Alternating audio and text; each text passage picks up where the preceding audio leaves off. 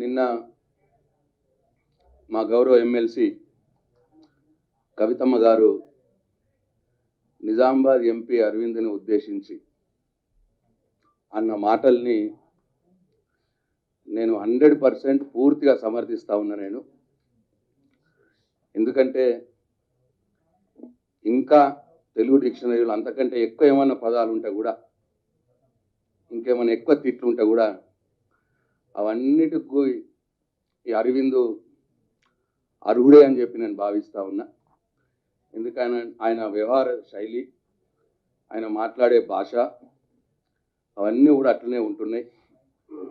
గత 3-4 సంవత్సరాలుగా ఎందరు ఎన్ని రకాలైనకు నచ్చ చెప్పాలని చూసినా, ఎందరెన్ని చాలామంది ఆయన ఫ్రెండ్స్ కావచ్చు, ఇంకా రాజకీయాల్లో ఉన్నవారు కావచ్చు, అది పద్ధతి కాదు, అట్లా మాట్లాడొద్దు, భాష తీరు మార్చుకోవాలి, ఎన్ని రకాలు చెప్పినా మనిషి మారతలేడు. మృగం కంటే ఎక్కువ హీనంగా ప్రవర్తిస్తూ ఉన్నాడు. ఎందుకంటే ఇది చూడండి మీరే, వాళ్ళ ఎమ్మెల్యేలే వాళ్ళే కొనుక్కుంటా అంటారు, వాళ్ళ బిడ్డనే వాళ్ళే అమ్ముకుంటారు. ఇదేం పద్ధతే? కవితను కొనుక్కొని, కేటీఆర్ కొనుక్కొని మేమేం చేసుకోవాలి? కవి వినండి మళ్ళీ. వాళ్ళ ఎమ్మెల్యేలే వాళ్ళే కొనుక్కుంటా అంటారు, వాళ్ళ బిడ్డనే వాళ్ళే అమ్ముకుంటారు. ఒక ఆడబిడ్డని పట్టుకొని ఓ తండ్రి వాళ్ళ బిడ్డని అమ్ముకుంటున్నాడు అన్న మాట అసలు మొత్తం ఈ రాజకీయ చరిత్రలో ఎవడన్నా ఆ మాట మాట్లాడిండా ఇప్పటిదాకా? అంత కుసంస్కారిగా, సంస్కారం హీనుడుగా, ఇంకా ఏమన్నా అంతకంటే ఎక్కువగా ఆయన మాట్లాడుతున్నాడు. ఆయన ఇంట్లో అట్లనే అంటాడా? ఆయన ఇంట్లో ఉన్న ఆడబిడ్డని అట్లనే అంటాడా? పద్ధత ఇది? అందుకే కవితమ్మ మాట అన్నది 100% కరెక్ట్ అన్నది కవితమ్మ. ఇంకా ఎక్కువనేది ఉండే నా ఉద్దేశంలో. ఆ నిజామాబాద్ నడి చౌరస్తల చెప్పు తీసుకొని కొడతా ఇటువంటి మాటలు మాట్లాడతాన్న మాట మాట్లాడింది. దానికి నేను పూర్తిగా సమర్థిస్తా ఉన్నా. అసలు అరవింద్ గురించి మాట్లాడాలంటేనే మా అందరికి అసహ్యం. మేము మాట్లాడడం మానేసాం నిజంగా కూడా. ఆయన అట్లే ప్రవర్తిస్తాడు, మృగం తిరిగా ప్రవర్తిస్తాడు. కాబట్టి ఆయనను పట్టించుకోవద్దని మేము ఆయన మాట్లాడడం మానేసాం. కానీ ఇంత నీచ స్థాయికి ఒక ఆడబిడ్డను పట్టుకొని తండ్రిని ఆడబిడ్డను అమ్ముకుంటున్నాడు అన్న మాట ఇవాళ మాట్లాడితే అంతకంటే ఇంకా గలీజ్ ఇంకేం లేదు, ఇంకేం మిగిలిపోలే. ఇంకా రాజకీయాల్లో అంతకంటే ఎక్కువ చెడు ఇంకా ఏం మిగలలేదు. ఇక అసలు ఆయనను చూస్తేనే అసహ్యం మాకు. ఆయన గురించి మాట్లాడాలంటేనే అసహ్యం. అరవింద్ అంటేనే నిలవెత్తు అబద్ధం. మనిషి అంతా అబద్ధమే, అబద్ధాల పుట్ట, బజారు భాష. నోరు తెలిస్తే బజారు భాష, నోరు తెలిస్తే అబద్ధాలు. అసలు అరవింద్ అనే వ్యక్తి ఈ ప్రజాస్వామ్యానికి, రాజకీయాలకు ఒక కలంకం. అసలు అటువంటి వ్యక్తి రాకుండా ఉంటే బాగుండు. ఆ భగవంతుడు మరి ఏం దలిచిండో కానీ చాలా యాక్సిడెంటల్గా వచ్చేసిండు. ఒక్క మంచి పని ప్రజల కోసం, నిజామాబాద్ నియోజకవర్గ పార్లమెంట్ నియోజకవర్గ ప్రజల కోసం ఒక్క పనన్న చేసిండా? పసుపు బోర్డు తెస్తా అని బాండ్ పేపర్ మీద రాసిచ్చి ఎగ్గొట్టిన వ్యక్తి ఆయన. ఈ దేశ చరిత్రలో ఎవడన్నా బాండ్ పేపర్ మీద రాసిచ్చి ఒక రాజకీయ నాయకుడు మాట తప్పినోడు ఎవడన్నా ఉన్నాడా? అసలు ఆయన దగ్గర నేర్చుకోవాలిగా. మమ్మల్ని అంటాడు ఎన్నికల మేనిఫెస్టోలో మాట తప్పిరని మమ్మల్ని అంటాడు. ఏం చేసినామో ప్రజలకు తెలుసు, ఏం చెప్పినాము, ఏం చేసినాము, ఏం చేయలేదో కూడా తెలుసు. చేయని కూడా చేసే ప్రయత్నం చేస్తాం. నువ్వు చెప్పిందే ఇది ఒకటి సన్నాసి. పసుపు బోర్డు తెస్తా అని చెప్పినావు, రైతులకు రెచ్చగొట్టినావు, 150 మందితోటి నామినేషన్ లేపించినావు, మోసం చేసినావు, రైతుల్ని మోసం చేసి గెలిచినావు. ఇప్పుడు అందుకే ఊర్లలో తిరుగుతుంటే తరిమి తరిమి కొడతారు, ఊర్లలో రాణిస్తలేరు ఆయన్ని. నిజామాబాద్ జిల్లాలో ఆయనని ఊర్లలో రాణిస్తలేరు. అందుకే ఈ డ్రామా అన్నట్టు ఏదో ఒకటి చేసి మళ్ళీ వార్తల్లో ఉండాలి, ఏదో ఒకటి చేసి వాళ్ళ వార్తల్లోకి రావాలా అని అనే ప్రయత్నం చేస్తూ ఉన్నాడు. దమ్ముంటే రాజకీయంగా ఎదుర్కోవాలి. రాజకీయాల్లో ఉన్నప్పుడు ఇరుపక్షాలు, సర్వింగ్ పార్టీ కావచ్చు, అపోజిషన్ పార్టీ కావచ్చు, పాలసీస్ మీద, పనుల మీద చేయకుంటే చేయమని అడగాలి, లేదు చేసిన దాంట్లో ఈ తప్పు ఉంది అని చెప్పాలి. లేదు నీకు అగనెస్ట్ ఉన్న నాయకుడిని రాజకీయంగా ఎదుర్కోవాలి. ఇట్లా వ్యక్తిగతంగా తండ్రి బిడ్డను అమ్ముకున్నాడు, ఆయన నీకు ఎంత అంటే ఖర్గేతోటి కవితమ్మ మాట్లాడిందట. నువ్వు చూసినావురా? నీకు కలవడ్డదా ఏమన్నా? ఖర్గేతోటి కవితమ్మ మాట్లాడింది కాంగ్రెస్ పార్టీలో చేరుతా అని చెప్పి నిన్నంటివి. అంటే ఇది డ్రామా, అందరిని అటెన్షన్ డైవర్ట్ చేయాలన్నట్టు. ఆడ కాన్స్టిట్యూన్సీలో తిరిగే దమ్ము లేదు. కాన్స్టిట్యూన్సీలోకి పోతే రైతులు తన్నుతున్నారు, రాణిస్తలేరు ఊర్లకు. అందుకోసం మన అటెన్షన్ డైవర్ట్ చేయాలని కవితమ్మ ఖర్గేతోటి మాట్లాడింది, కాంగ్రెస్ పార్టీలో చేరుతుందట. ఈయన కలవడ్డదిగా. ఈయన చూసిండు ఖర్గే ఫోన్లో మాట్లాడుతుంటే, ఈయన పక్కకే ఉండి చూసిండు. ఈయన అయినా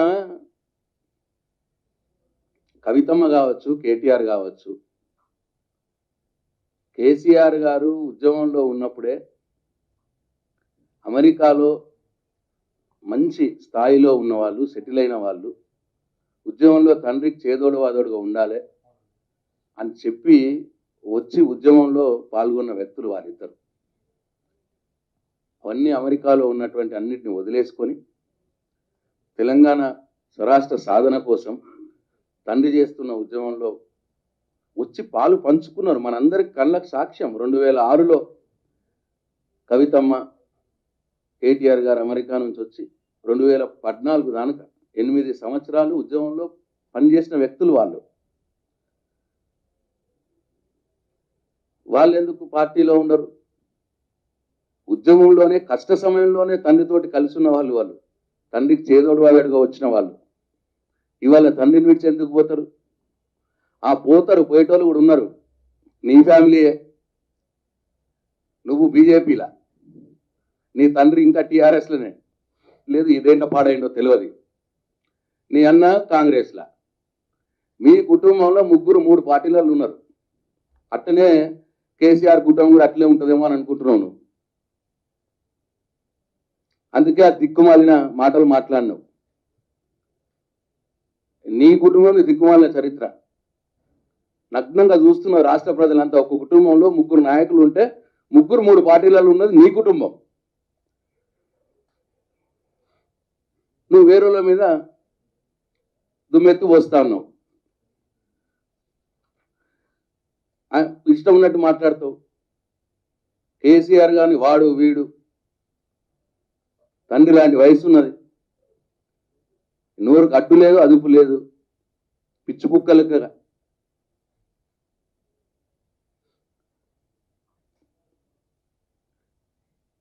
ఇంకో విచిత్రం ఏంటంటే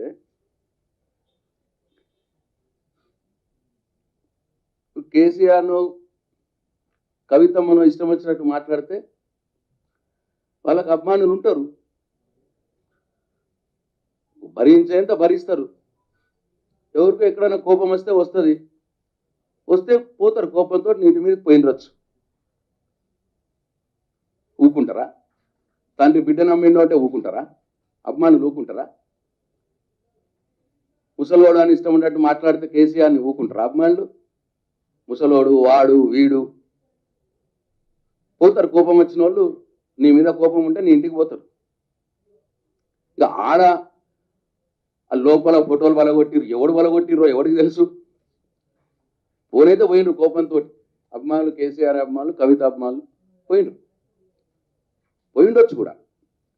కానీ ఇక పలగొట్టింది ఆ భగవంతుడు తెలుసుగా. మీరే వాళ్ళు కొట్టుకున్నారా, వాళ్ళు బలగొట్టిరా, పోలీసు వాళ్ళు తెలుస్తారు. అర్ధగంటకు నాయకుడు పోతాండి ఇప్పుడు ఇంటికి. దీన్ని ఏంటంటే వాళ్ళ కుట్ర, ఏదో ఒకటి కెలుక్కొని ఏదో ఒక గొడవ చేయించుకొని అట్లే గొడవ చేసి హైదరాబాద్లో శాంతి భద్రతలో దెబ్బతీయాలన్న కుట్ర. దాన్ని ప్రొలాంగ్ చేస్తూనే ఉండాలన్నట్టుగా ఇప్పుడు ఆ కార్యక్రమం జరుగుతున్నది. అసలు ఏంటంటే అస్సలు విషయము ఇప్పుడు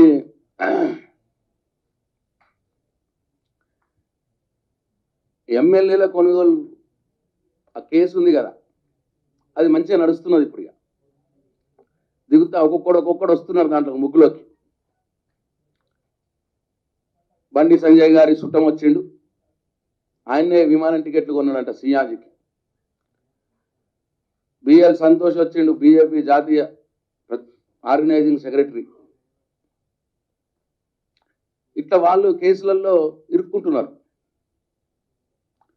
ఇక దాన్ని డైవర్ట్ చేయాలి. ఇప్పుడు డైవర్ట్ చేయాలంటే గిసుడి పిచ్చి పనులు చేయాలి. కవితమ్మ ఖర్గే తోటి మాట్లాడింది, కేటీఆర్ మోడీతోటి మాట్లాడిండు, ఇక ఇవన్నీ స్టార్ట్ అన్నట్టుగా.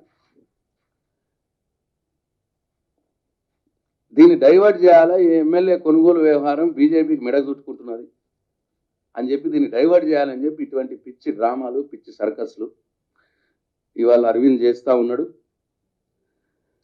అయినా ఈ బీజేపీలో కొత్త ఏం కాదు కదా కుటుంబంలో పెట్టుడు చిచ్చు. కవితమ్మ ఏమన్నది, ఎవరో ఒకళ్ళు బీజేపీకి సంబంధించిన వాళ్ళు కాంటాక్ట్ చేసిర్రు, నేను సీఎం చేస్తామను ఏందో కాంటాక్ట్ చేసిర్రు, నేను సున్నితంగా తిరస్కరించిన. మేము అట్లా కాదు, మేము ఉద్యమంలో నుంచి వచ్చిన వాళ్ళం, మేము పార్టీలోనే ఉంటాం, మా తండ్రితోటే ఉంటామని చెప్పిన అని అన్నది. దానికి బీజేపీ కాదు కాంగ్రెస్ ఖర్గే ఇష్టం వచ్చినట్టు మాట. బీజేపీ వాళ్ళకి ఏమైనా కొత్తనా? కుటుంబంలో చిచ్చు పెట్టి ప్రభుత్వాలు కూలగొట్టడం వీళ్ళకి కొత్తనా? మహారాష్ట్రలో చేయలే? శరద్ పవార్ అన్న కొడుకుని అజిత్ పవార్ని, శరద్ పవార్ తర్వాత నంబర్ 2 పొజిషన్లో ఉన్న వ్యక్తిని, ఎన్సీపీలో ఉన్న వ్యక్తిని, సొంత అన్న కొడుకుని తీసుకొచ్చి మధ్యరాత్రి సీఎంని చేయలే? ప్రమాణ స్వీకారం చేపియలే బీజేపీ వాళ్ళు?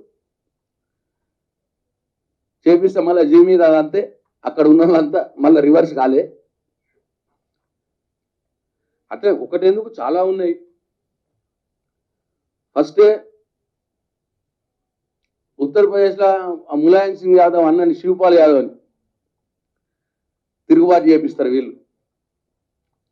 తిరుగుబాటు చేపించి బీజేపీ వాళ్ళు మళ్ళీ అలా కోడల్ని అపర్ణ యాదవ్ని బీజేపీలో చేర్చుకున్నారు, అఖిలేష్ యాదవ్ని ఇబ్బంది పెట్టడానికి. అట్లనే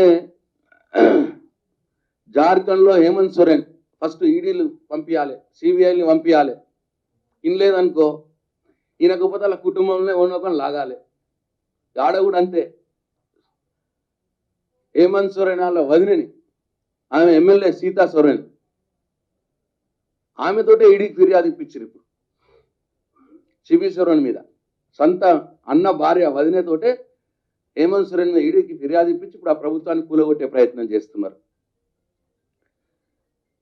బీహార్లో పాస్వాన్, చిరాగ్ పాస్వాన్ అని ఇప్పుడు ఎల్జేపీ లీడర్ ఉంటే, రామ్ విలాస్ పాస్వాన్ వాళ్ళ తమ్ముడు అంటే ఈయన బాబాయ్ అవుతాడు చిరాగ్ పాస్వాన్కి.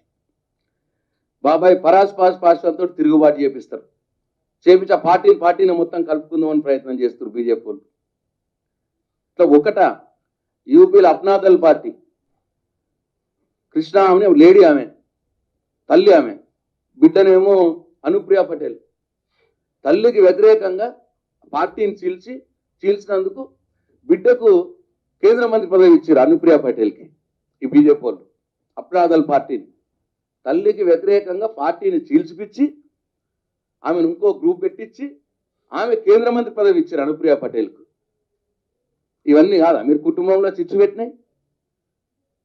దగులుబాది రాజకీయం కాదా బీజేపీ వాళ్ళది? కవితమ్మ అన్నదాంట్లో తప్పేమున్నది? దేశమంతా చేస్తున్నారు కదా మీరు.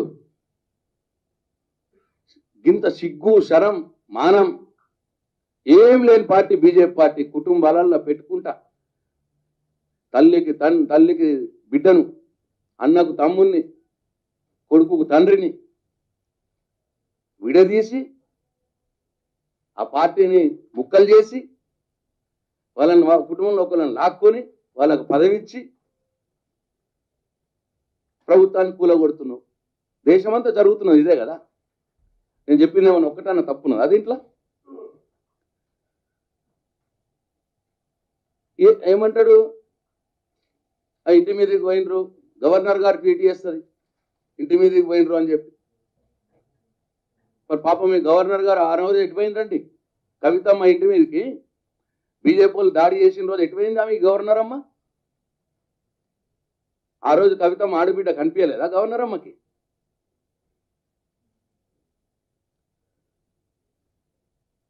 ఇవాళ ఒక ఆడబిడ్డ తండ్రి ఒక ఆడబిడ్డని అమ్ముకున్నాడు అని అన్న మాట మాట్లాడితే, ఒక ఆడబిడ్డ గురించి మాట్లాడితే గవర్నర్ అమ్మ దాని మీద కామెంట్ చేస్తుందా?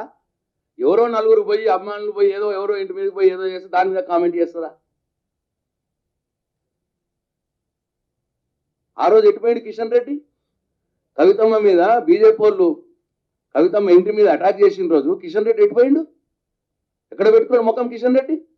ఇవాళ లావు మాట్లాడుతాడు. ఎటుపోయింది బండి సంజయ్? ఆ రోజు ఒక్కడు మాట్లాడలేదు. మరి మొదలు పెట్టింది ఎవడు ఆట? ఇళ్ల మీదకి పోయే సంస్కృతి ఎవడు పెట్టిండు మొదలు? టీఆర్ఎస్ పార్టీ కార్యకర్తలను గాజులు వేసుకొని కూర్చుంటారు. మీరు మాత్రం మా నాయకుల ఇంటి మీదకి రావచ్చు, మా కార్యకర్తలు గాజులు వేసుకొని కూర్చోవాలన్నా? కోపతాపాలు ఉండవా మా కార్యకర్తలకు? మా కార్యకర్తలు కూడా ఉప్పు కారం తిన్నోళ్లే కదా. ఏమంటాడు బండి సంజయ్ వాళ్ళ పోయి? ఫెయిల్యూర్ ముఖ్యమంత్రి అట. బండి సంజయ్ ఈ రాష్ట్రానికి బీజేపీ పార్టీ అధ్యక్షుడు అయిన నుంచే ఈ రాష్ట్ర రాజకీయాలు దిగజారినాయి. రాజకీయాల స్థాయి దిగజారింది. మాలాంటి వాళ్ళకి ప్రెస్ మీట్ పెట్టడం అంటే కూడా భయం వేస్తున్నది. ప్రెస్ మీట్ అంటేనే ఒకరిని తిరిగితేనే ప్రెస్ మీట్ అన్న లెవెల్కి ఇలా రాజకీయాలు పోయినాయి. పాలసీలు లేవు, పద్ధతి లేదు, గవర్నెన్స్ లేదు, ప్రజలు లేదు. ప్రెస్ మీట్ అంటే ఒకళ్ళని తిట్టాలి. మీరు కూడా అట్లా అలవాటు పడిపోయి తిడితేనే మీరు కవరేజ్లు. సారీ, మీరు ఏమనుకోవద్దు, అట్లా పరిస్థితి అట్లా జరుగుతుంది.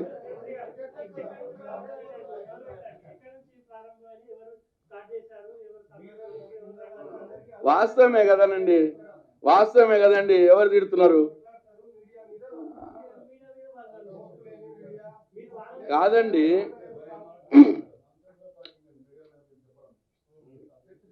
కవరేజ్ గురించి మాట్లాడినా సార్, మిమ్మల్ని అనలే నేను. కవరేజ్ గురించి మాట్లాడినా. అట్లా అయిపోయినాం. ప్రజలు కూడా అటువైపే అట్రాక్ట్ అవుతా ఉన్నారు. ఏమన్నాడు సార్? ఫెయిల్యూర్ ముఖ్యమంత్రి అంటాడు బండి సంజయ్. ఫెయిల్యూర్ ముఖ్యమంత్రి అండి కేసీఆర్. అసలు ఆయనకు తెలుసా ఫెయిల్యూర్ సక్సెస్ అంటే ఏందో? ఓ స్టేట్ ఫెయిల్యూరు, ఓ కంట్రీ ఫెయిల్యూరు, ఓ కంట్రీ సక్సెస్, స్టేట్ సక్సెస్ ఏ పారామీటర్స్లు ఉంటాయి ఏందో ఆయనకు తెలిసిన అసలు? ఓ పార్టీ స్టేట్ ప్రెసిడెంట్. ఇవాళ ఏ రాష్ట్రం అయినా దేశానికి 3-4 పారామీటర్స్లలో ఫెయిల్యూరా, సక్సెసా, డెవలప్ అయిందా, డెవలప్ కాలేదా చెప్తారు. దాంట్లో ఫస్ట్ ఉన్నది పర్ క్యాపిటా ఇన్కమ్. ఇవాళ మన తెలంగాణ పర్ క్యాపిటా ఇన్కమ్ 1,27,000 ఉంటాయి. ఇవాళ 2,78,000 అయింది 2014లో. National per capita income 1,50,000. Telangana per capita income 2,78,000. ఎవరి ఫెయిల్యూరు, ఎవరి సక్సెస్? జీడిపి గ్రోత్ ఇవాళ నేషనల్ జీడిపి గ్రోత్ ఇవాళ 6.8%. మన్మోహన్ సింగ్ పోయినప్పుడు 8% ఉండే ఇండియా జీడిపి గ్రోత్. ఇవాళ 6.8% దిగజారింది. Telangana GDP growth 11%. ఎవరి సక్సెస్, ఎవరి ఫెయిల్? జిఎస్డిపి తెలంగాణ 4.5 లక్షలు ఉంటే ఇవాళ 11.5 లక్షల కోట్లయింది. 3 రెట్లు పెరిగింది తెలంగాణ జిఎస్డిపి. పవర్ యూటిలైజేషన్లో ఇవాళ Telangana number 1 in the country. 970 units నుంచి 2,126 యూనిట్స్ పెరిగింది per capita power utilization. National power per capita utilization 1,255 యూనిట్లు. తెలంగాణ 2026. ఎవరి ఫెయిల్యూర్, ఎవరి సక్సెస్? ప్యాడీ ప్రొడక్షన్లో నంబర్ 2కు పోయినాం మనం. ఇవాళ పంజాబ్కి ఈక్వల్ అయిపోయినాం కంట్రీలో. వెల్ఫేర్లో నంబర్ 1 ఉన్నాం మనం. ఇక్కడ 2,000-3,000 రూపాయల పెన్షన్ ఇస్తే గుజరాత్లో 750 రూపాయలు, ఉత్తరప్రదేశ్లో 500 రూపాయలు పెన్షన్, బీహార్లో 300 రూపాయలు, కర్ణాటకలో 750-800 పెన్షన్. ఎవరు సక్సెస్, ఎవరు ఫెయిల్యూరు? 10,000 రూపాయలు రైతుకు పెట్టుబడి సాయం ఇక్కడ తెలంగాణలో కేసీఆర్ ఇస్తే ఎకరానికి వాళ్ళు 6,000 రూపాయలు ఇస్తారు. ఎన్ని ఎకరాలు ఉన్నా 6,000 రూపీస్ మనం కాపీ కొట్టి మోడీ. ఎవరి సక్సెస్, ఎవరి ఫెయిల్యూరు? కాళేశ్వరం ప్రాజెక్ట్ ఇవాళ మొత్తం ప్రపంచంలోనే మల్టీ స్టేజ్ లిఫ్ట్ ఇరిగేషన్ ప్రాజెక్ట్లో నంబర్ 1. మిషన్ భగీరథ ఇవాళ నంబర్ 1. ఇవన్నీ వాళ్ళు చెప్పారు, వాళ్ళే చెప్పారు, పార్లమెంట్లో చెప్పారు, కేంద్ర ప్రభుత్వమే చెప్పింది. మన జిఎస్డిపి, మన పర్ క్యాపిటా ఇన్కమ్, మన మిషన్ భగీరథ గ్రీన్ కవరేజ్లో 7% పెరిగినాం. వాళ్ళే చెప్పారు. ఇవాళ హైదరాబాద్ సిటీకి వరల్డ్లో ద గ్రీన్ సిటీకి అవార్డు వచ్చింది మొన్న. ఈ దేశంలో ఆ నేషనల్ రూరల్ డెవలప్మెంట్ వాళ్ళు, ఆ డిపార్ట్మెంట్ వాళ్ళు 10 మంచి డెవలప్ అయిన గ్రామాలు ఏమని చేస్తే 10కి 10 తెలంగాణ వచ్చినాయి. 20 గ్రామాలు చేస్తే 20లో 19 తెలంగాణ వచ్చినాయి. ఎవరి సక్సెస్, ఎవరి ఫెయిల్యూరు? ఇష్టం ఉన్నట్టు మాట్లాడగానే అయిపోయా. ఒక పార్టీ రాష్ట్ర అధ్యక్షుడివి డైరెక్ట్గా ముఖ్యమంత్రిని పట్టుకొని ఫెయిల్యూర్ మినిస్టర్ అంటావా? మీ ప్రైమ్ మినిస్టర్ ఫెయిల్యూర్. ఆయన వచ్చిన రోజు 54 రూపాయలు ఉన్న రూపాయి ఇవాళ 83 రూపాయలు అయింది. రూపాయి విలువ పాతాలను దిగజారింది నరేంద్ర మోడీ పీరియడ్లో. నీ పిఎం ఫెయిల్యూర్. సిలిండర్ గ్యాస్లో 400 ఉంటే 1,200 రూపాయలు చేసినావు, నువ్వు ఫెయిల్యూర్. పెట్రోల్ 54 రూపాయలు ఉంటే 100 రూపాయలు అయింది, నువ్వు ఫెయిల్యూర్. డీజిల్ 40-45 రూపాయలు ఉంటే వాళ్ళ 100 రూపాయలు అయింది. నరేంద్ర మోడీ నువ్వు ఫెయిల్యూర్. నీ బీజేపీ, నీ ప్రైమ్ మినిస్టర్, మీరు ఫెయిల్యూర్. మేము కాదు ఫెయిల్యూర్. నువ్వు జీడిపిలో తగ్గిపోయినావు, గ్రోత్ రేట్లో తగ్గిపోయినావు, మనీ వాల్యూలో, రూపాయి వాల్యూలో తగ్గిపోయినావు. నువ్వు ఫెయిల్యూర్. అందుకోటి ఇష్టం వచ్చినట్టు మాట్లాడద్దు. ఒక పార్టీ రాష్ట్ర అధ్యక్షుడివి, ఆలోచించి మాట్లాడాలని చెప్పి నేను బండి సంజయ్ ఇతో చెప్తా ఉన్నా. ప్రజలందరికీ తెలుసు ఎవరు ఫెయిల్యూరు, ఎవరు సక్సెస్. ఇంకోటి ఏదో అన్నాడు, ఇప్పుడు ఎలక్షన్లు వస్తే ఇట్లా రెడీ ఉన్నారు ప్రజలు అని చెప్పి బండి సంజయ్ అంటాడు. ఏమైంది? ఎలక్షన్ వస్తే మొన్న మునుగోడు వచ్చింది, ఏమైందండి? ఎవరు గెలిచిర్రు? నీ సీట్ అది, నీ క్యాండిడేట్ సీటుని మేము తిరిగి గెలుచుకున్నాం టీఆర్ఎస్ పార్టీ. ఎవరు గెలిచిర్రు? ఇప్పుడు ఎలక్షన్లు వస్తే చూపిస్తారు అంట. ఇష్టం వచ్చినట్టు మాట్లాడుతున్నాడు ఇప్పుడు బండి సంజయ్. మొన్ననే ఓటమి పాలైనావు, సిగ్గున్న ఉండాలి నీకు.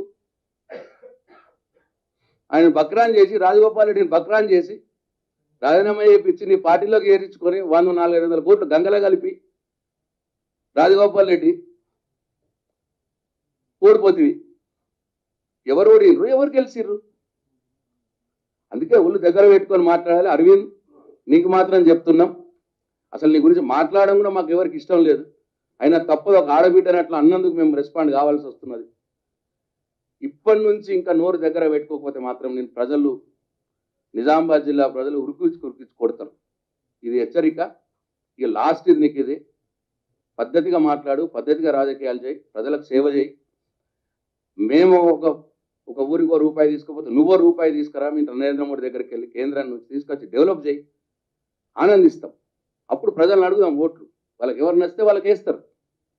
కానీ అనవసరంగా ఇట్లా నువ్వు వ్యక్తిగతంగా నోటు వారేసుకొని రోజు ఇటు ముఖ్యమంత్రి గారి కుటుంబంని ఇష్టం వచ్చినట్టు నువ్వు వ్యక్తిగతంగా నోరు వారేసుకుంటే మాత్రం నిన్ను ఉరికించి కొట్టుడు ఖాయమని నేను హెచ్చరిస్తున్నాను ఈ సందర్భంగా. Thank you.